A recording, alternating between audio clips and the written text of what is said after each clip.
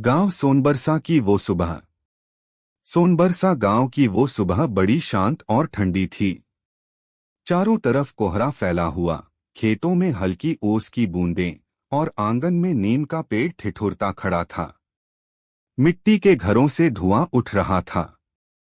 सर्दी की धूप आंगन तक पहुंचने के लिए पेड़ की शाखों से जूझ रही थी।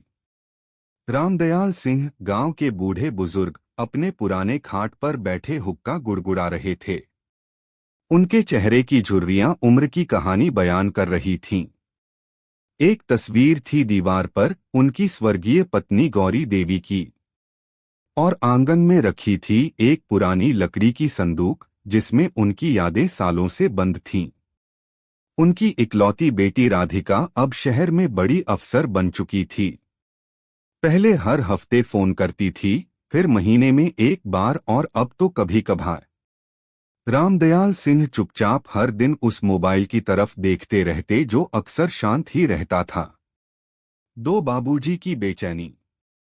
उस दिन बाबूजी ने कागज कलम निकाला और कांपते हाथों से एक चिट्ठी लिखने बैठ गए। बरसों से खत लिखने की आदत थी। मोबाइल और व्हाट्सएप की दुनिया में वो अब भी चिट्ठी में ही सुकून पाते थे। उन्होंने लिखा, प्यारी बिटिया राधिका, जब तू ये चिट्ठी पढ़ेगी तब तक तेरा बूढ़ा बाप इस दुनिया में न होगा। मेरी आखिरी इच्छा है कि तू गांव आकर मेरे आंगन में रखे उस पुराने संदूक को जरूर देख लेना। उसमें तेरे बचपन का सबसे कीमती खजाना रखा है। तेरा पापा, रामदयाल सिंह। चिट्ठी पूरी कर उन्होंने लिफाफे में डाला और पास के पोस्टमैन भोला यादव को पकड़ाया। भोला भी हंसते हुए बोला, बाबूजी, अब कौन चिट्ठी पढ़ता है? मोबाइल है ना? बाबूजी बोले, अबे मोबाइल में वो बात कहाँ। चिट्ठी में जो प्यार होता है उसका वजन तुझ जैसे को समझ नहीं आएगा। 3 राधिका का शहर वाली जिंदगी। शहर में राधिका ऑफिस में काम, मीटिंग, क्लाइंट, रिपोर्ट और बॉस की डांट में इतनी उलझ चुकी थी कि गांव का ख्याल भी कम आता था। उसे पता ही नहीं चला कब महीनों निकल गए।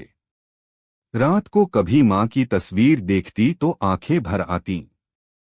बाबूजी का चेहरा याद आता तो खुद को समझा लेती, अभी फोन कर लूंगी। लेकिन फिर वही भाग दौड़। और तभी एक दिन डाकिये का लाया खत उसके ऑफिस पहुंचा। देखकर चौंक गई। पापा का खत। कांपते हाथों से उसने लिफाफा खोला। जैसे ही उसने पढ़ा, जब तू ये चिट्ठी पढ़ेगी तब तक तेरा बूढ़ा बाप इस दुनिया में न होगा, आंखें भर आईं। राधिका फूट फूट कर रो पड़ी। उसके सामने बचपन की सारी तस्वीरें घूमने लगीं। वो आम का बाग, खेतों में भागती वो, बाबूजी का कंधे पर बैठाना, झूले पर झुलाना, दिवाली की मिठाइयाँ, और वो रातें जब बुखार में बाबूजी सिरहाने बैठे रहते। उसे अपने आप पर गुस्सा आ रहा था, मैं कैसी बेटी निकली। 4 गांव वापसी का सफर। अगले ही दिन राधिका ने छुट्टी ली और गांव के लिए निकल पड़ी। ट्रेन की खिड़की से बाहर देखती रही। वही खेत, वही पोखर, वही मीलों फैली हरियाली। सब यादें ताजा हो गईं। गांव पहुंचते ही उसने देखा, बाबूजी का घर वैसा ही था। वही आंगन, वही नीम का पेड़, वही दीवार पर मां की तस्वीर। दरवाजे पर खाट पर कोई बैठा था। राधिका कांपते दिल से पास गई। पापा। बाबूजी हंस पड़े। अबे पगली, चिट्ठी ना भेजते तो तू आती क्या? राधिका हैरान, पापा, ये क्या मजाक था? बाबूजी बोले, अरे तू तो फोन भी नहीं करती थी। अब और क्या करूं? सोचा बूढ़ा मरने का बहाना बनाकर ही सही तुझे बुला तो लूं। राधिका की आंखें भर आईं। 5 संदूक का खजाना। राधिका बाबूजी से लिपट गए।